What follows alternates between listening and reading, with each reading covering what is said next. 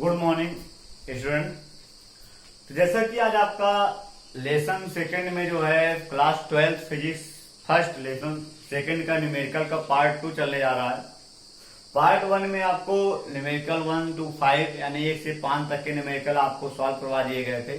आज आपका पार्ट 2 में हम 6 से न्यूमेरिकल लगाना शुरू करते हैं, देखते हैं कहां तक जाता है। तो न्यूमेरिकल नंबर 6 सबसे पहले आप बता दें क्लास 12 का आपका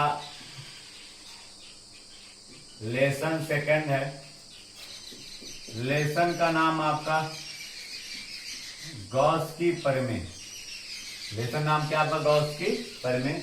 इसमें आपका न्यूमेरिकल चलने जा रहा है और न्यूमेरिकल्स में आपका पहला पार्ट हो गया था, पार्ट 2 है आपका। देखते हैं न्यूमेरिकल के पार्ट 2 में क्या हो रहा है। सबसे पहला आपका क्वेश्चन नंबर 6 क्या कह रहा है। तो न्यूमेरिकल के पार्ट 2 में आपका क्वेश्चन नंबर 6 कह रहा है लेसन सेकंड में कि 10 सेंटीमीटर त्रिज्या के एक गोलीय गॉसियन पृष्ठ के केंद्र पर, सबसे पहले त्रिज्या दिया, त्रिज्या किस लिखते हैं हम आर लिखते हैं। आर इक्वल आपको दिया 10 सेंटीमीटर। तो कह रहा 10 सेंटीमीटर त्रिज्या के एक गोलीय गॉसियन पृष्ठ के केंद्र पर स्थित बिंदु आवेश के कारण पृष्ठ से -750 न्यूटन मीटर स्क्वायर प्रति कूलाम का वैद्युत फ्लक्स गुजरता है। वैद्युत फ्लक्स कहते हैं फाई ई से। फाई ई इक्वल दिया है -750 और उसके बाद आपको क्या क्या दिया गया है और कह रहा है कि यदि गॉसियन पृष्ठ की त्रिज्या दोगुनी कर दें। देखिए यहां पर सबसे पहले कह रहा है यदि गॉसियन ये आपका R1 है और उसके बाद ये आपका क्या है φ1 है और कह रहा है यहां पर कि गॉसियन पृष्ठ की त्रिज्या दोगुनी कर दें। R2 इक्वल कितना हो जाएगा आपका 20 सेंटीमीटर। तो कह रहा है फ्लक्स कितना होगा φ2 इक्वल क्वेश्चन मार्क। और उसके बाद आपसे ये पहला आपका क्वेश्चन था और सेकंड नंबर आपसे कह रहा है आवेश कितना होगा यानी Q बराबर क्वेश्चन। आपको एक गॉसियन गोलीय पृष्ठ है, उसका वैद्युत फ्लक्स दिया गया, त्रिज्या दिया गया, कह रहा त्रिज्या को दोगुना कर दें तो फ्लक्स कितना होगा और उस पर आवेश कितना होगा उसके केंद्र पर। तो आपको बता दें हम कि किसी भी गोलीय पृष्ठ का जो वैद्युत फ्लक्स होता है, उससे गुजरने वाला जो वैद्युत फ्लक्स होता है कभी त्रिज्या पर निर्भर नहीं करता। याद रखिएगा इस बात, वो त्रिज्या पर निर्भर नहीं करता है। अगर गॉसियन पृष्ठ है तो उसके लिए आपका जो वैद्युत फ्लक्स होता है फाई ई का फॉर्मूला होता है सिग्मा अपान एप्सिलॉन नॉट, यानी वो केवल पृष्ठ घनत्व पे निर्भर करता है, त्रिज्या पे दूरी पर निर्भर नहीं करता है। तो सबसे पहला आंसर आपको हम बता दें, यहाँ पर पहला आंसर जो है वो पहला आंसर आपका क्या होगा कि त्रिज्या को आप चाहे जितना गुना करिए, चाहे आप 2 गुना कर दीजिए, 4 गुना कर दीजिए, 10 गुना कर दीजिए, आधा कर दीजिए, चौथाई कर दीजिए, यानी त्रिज्या जो है उस पर वैद्युत फ्लक्स निर्भर नहीं करता, अर्थात त्रिज्या के परिवर्तन से वैद्युत फ्लक्स पर कोई प्रभाव नहीं पड़ता है। तो यहां लिखेंगे हम कि चूंकि वैद्युत फ्लक्स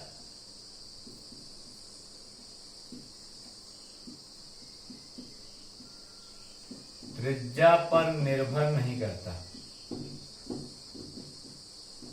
वैद्युत फ्लक्स क्या होता है, त्रिज्या पर निर्भर नहीं करता है। अतः φe2 इक्वल क्या हो जाएगा आपका φe1 equal -75 newton metre square प्रति कूलाम आपका आंसर। आप बताए थे फाई का फॉर्मूला, आपको बताए थे एक तो होता है आपका vector E dot vector A और दूसरा आप बताए थे गॉस की परिमेय से Q अपान एप्सिलॉन नॉट।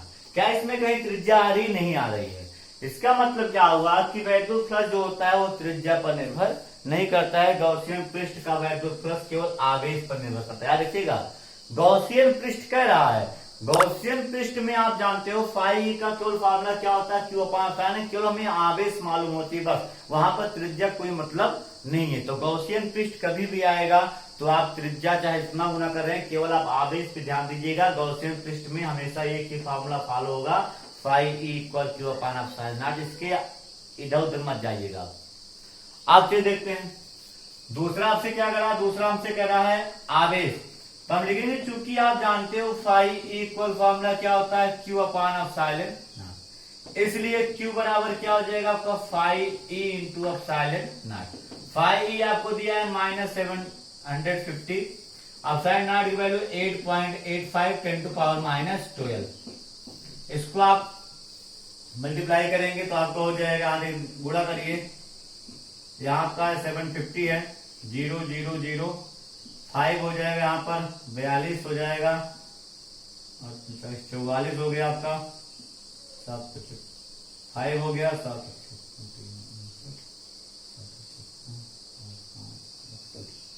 इसको हम सॉल्व करेंगे। 5 यहाँ हो जाएगा, 7 यहाँ हो जाएगा आपका 3, यहाँ हो जाएगा आपका 6, यहाँ हो जाएगा 6।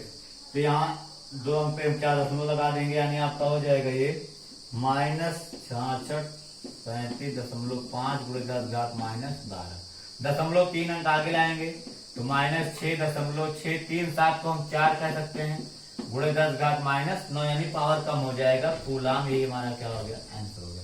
तो गॉसियन पृष्ठ के लिए केवल एक ही फार्मूला होता है, phi equal Q upon epsilon naught. यहाँ पर त्रिज्या 2 गुना करो, 4 गुना करो, उसको कोई मतलब नहीं है, वैद्युत प्लस एक ही होगा।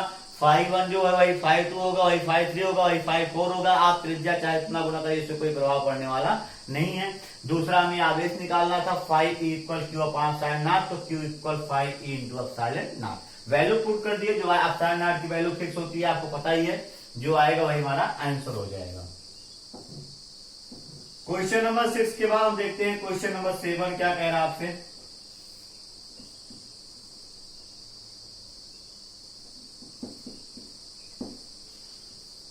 तो क्वेश्चन नंबर 7 हमसे कह रहा है कि अनंत लंबी आवेश की रेखा 2 मीटर दूरी पर 4.5×10⁴ न्यूटन प्रति कूलाम का वैद्युत क्षेत्र उत्पन्न करता है। तो सबसे पहले 7 नंबर है, दूरी को हम लिखेंगे r बराबर 2 मीटर, और कह रहा है आपको वैद्युत क्षेत्र दिया है 4.5 × 10⁴ न्यूटन प्रति कूलाम। उसके बाद क्या कह रहा है आगे, कह रहा है रेखीय आवेश घनत्व ज्ञात कीजिए। रेखीय आवेश घनत्व को हम किससे कहते हैं, लैम्डा से, लैम्डा इक्वल क्वेश्चन मार्क। आपको कह रहा है कि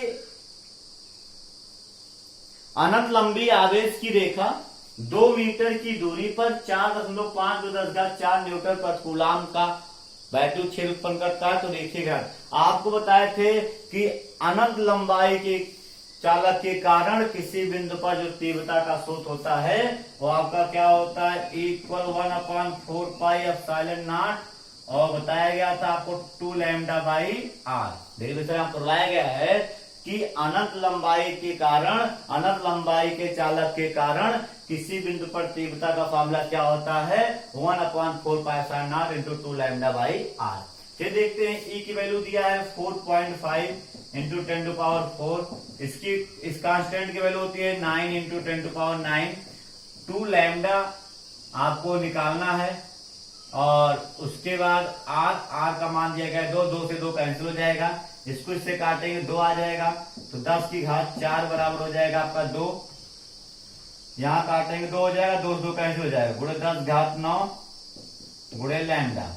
तो लैम्डा बराबर आपका हो जाएगा, ये आपका आ जाएगा बटे में, तो 1/2, और +9 इधर -9, 9 में से 4 जाएगा -5, 10⁻⁻5। एक 0 बढ़ाएंगे, एक घात यहाँ पर बढ़ जाएगा, तो लैम्डा इक्वल हो जाएगा आपका 10/2 गुणे 10⁻⁻6। तो आपका आ जाएगा लैम्डा बराबर 10/2 को 2 से काट दीजिए, 5 गुणे 10⁻⁻6 कूलाम पर मीटर, या इसको आप ऐसे भी कह सकते हैं 5 माइनस से हटाएंगे, माइक्रो कूलाम लग जाएगा, माइक्रो कूलाम पर मीटर। तो आपका सबसे पहले कह रहा है अनंत लंबाई, तो अनंत लंबाई की बात आ जाएगा, तीव्रता सूत्र क्या होगा, 1/4πε0 2 λ/r। r आपको दिया गया, e आपको दिया गया, कांस्टेंट की वैल्यू हमें मालूम है, लैम्डा की वैल्यू हम इसको सॉल्व करके निकाल लेंगे। उसके बाद देखते हैं अगला क्वेश्चन क्या कह रहा है।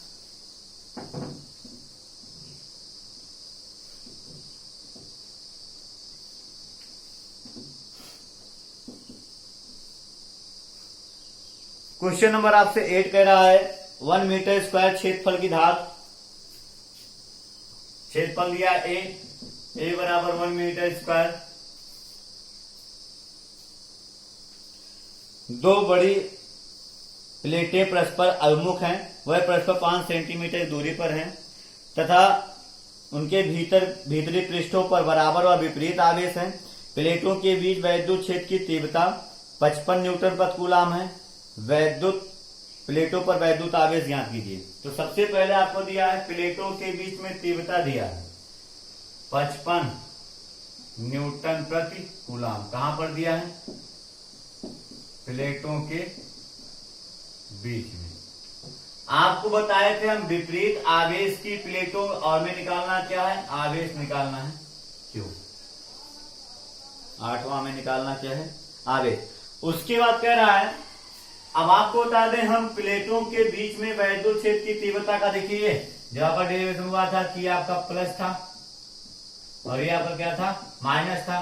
तो इसके बीच में वैद्युत क्षेत्र की तीव्रता सूत्र क्या आया था? सिग्मा अपान एप्सिलॉन नॉट, और बाहर क्या आया था आपका? 0।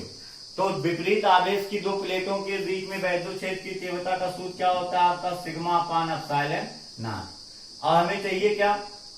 हमें चाहिए आवेश। तो हम इसको ऐसे लिखते हैं, ई बराबर सिग्मा बराबर क्या होता है? बताया थे आपको, सिग्मा बराबर होता है क्यू अपान ए। तो सिग्मा के स्थान पे क्यू अपान ए पुट करेंगे तो आपका हो जाएगा Q upon A epsilon not. अब हम देख रहे हैं कि क्यू कितना दिया गया, क्यू हमें ज्ञात करना है। तो आपका क्यू इक्वल क्या हो जाएगा? ई ए एप्सिलॉन नॉट। बस एक सॉल्व कर लेते हैं। तो ई ए एप्सिलॉन नॉट को हम जब सॉल्व करेंगे तो हमारा Q इक्वल हो जाएगा, E की वैल्यू दिया है 55, A की वैल्यू आपकी 1 है और एप्सिलॉन नॉट की वैल्यू है आपका 8.85 इंटू 10⁻12। इसको सॉल्व कर लीजिए आप। तो 885 गुणे यहाँ 55 कर देंगे, 25, 5 और 4 2 42, 5 8 40, 4 44, 5 2 4 और 4। तो यहाँ 5 हो जाएगा, 7 हो जाएगा, 8 हो जाएगा, यहाँ पर 4 4 8 हो जाएगा, यहाँ 4 हो जाएगा, 4 आपका 8 और एक अंक पे क्या लगा देंगे हम? एक अंक पे 2 अंक पे 10 लग जाएगा। तो आपका आ जाएगा 488.75 गुणे 10 घात -12। 0.2 अंक आगे लाएंगे तो 4.88 को हम 9 कह सकते हैं और गुणे 10 घात कितना हो जाएगा? माइनस घात घटती है, -10 कूलम। यही हमारा आंसर हो जाएगा। तो कोई दिक्कत नहीं थी। आपकी दो प्लेटें दी गई थी जिसका क्षेत्रफल क्या है? 1 मीटर स्क्वायर है और उनके बीच में वैद्युत क्षेत्र की तीव्रता 55 है। तो आवेश पूछ रहा था, तो विपरीत आवेश की प्लेटों के बीच में तीव्रता सूत्र होता है सिग्मा अपान एप्सिलॉन नॉट। और सिग्मा बराबर क्या होता है? क्यू अपान ए होता है। तो यहाँ क्यू अपान ए हो गया, तो क्यू बराबर हो जाएगा ई ए एप्सिलॉन नॉट। तीनों की वैल्यू पुट करके गुणा कर दिए, जो आया वही हमारा आंसर हो गया। इसके बाद 8वें क्वेश्चन के बाद आते हैं 9वां क्वेश्चन, देखते हैं क्या कह रहा है आपसे।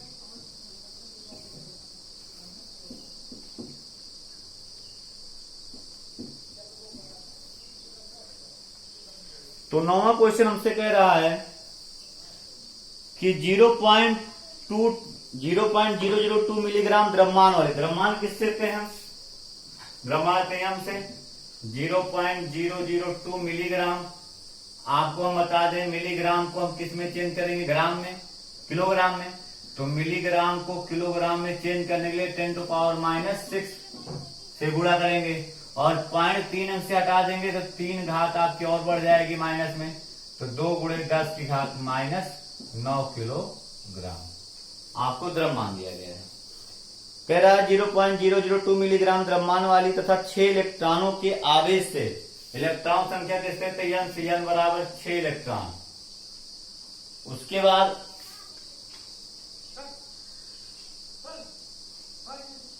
6 इलेक्ट्रॉनों के आवेश से युक्त एक तेल की बूंद एक समान वैद्युत क्षेत्र में स्थिर लटकी है। वैद्युत क्षेत्र की तीव्रता किससे कहते हैं? ई से। ई बराबर क्वेश्चन मार्क।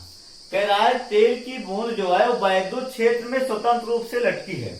तो आपको बता दें हम कि अगर कोई भी बूंद लटक रही है तो उस पर जो बल लगता है उसके भार के बराबर होता है। ध्यान रखेंगे हम कि चूंकि आपका होता है F बराबर mg,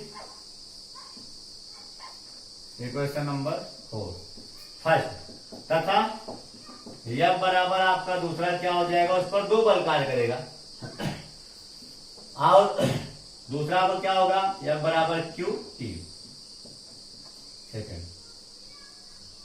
क्योंकि वो स्वतंत्र रूप से लटक रही है इसलिए F बराबर एम जी, और वो वैद्युत क्षेत्र में स्थित है इसलिए F बराबर क्या, क्यू ई।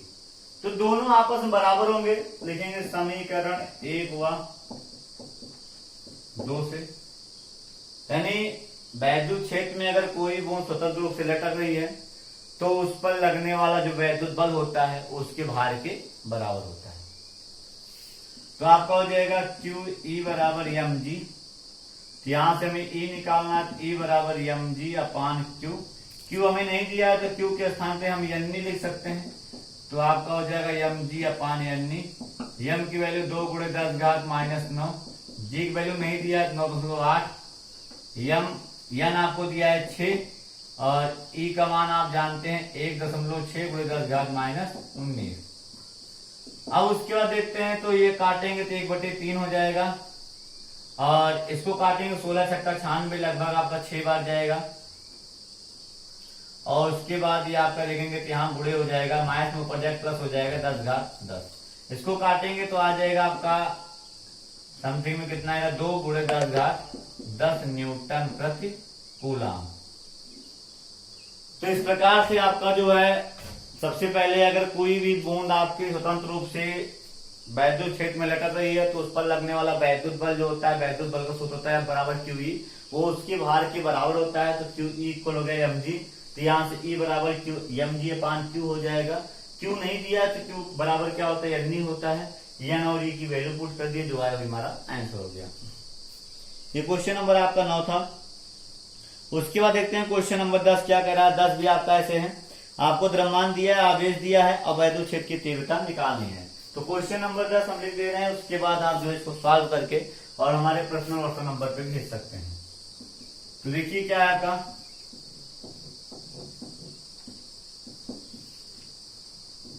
क्वेश्चन नंबर 10 आपका सेम ऐसे है और आपको दिया एम इक्वल 6.68, एम इक्वल आपको दिया है 6.68 इंटू 10 टू पावर आपको कितना दिया गया है -27 किलोग्राम। और आपको दिया है आवेश, आवेश आपको दिया है 3.2 इंटू 10 यानी अल्फा कण है -19 कूलम। हमसे कह रहा है वैद्युत क्षेत्र की तीव्रता E पर क्वेश्चन मार्क। तो आपको वही फॉर्मूला, चूंकि हम जानते हैं क्यू ई बराबर क्या होता है आपका एम जी होता है, इसलिए E इक्वल क्या हो जाएगा आपका एम जी अपान क्यू हो जाएगा। आपको एम दिया गया, क्यू दिया गया, जी की वैल्यू फिक्स होती है 9.8। तो इसको सॉल्व आप कर लीजिएगा, जो आएगा वही हमारा आंसर हो जाएगा।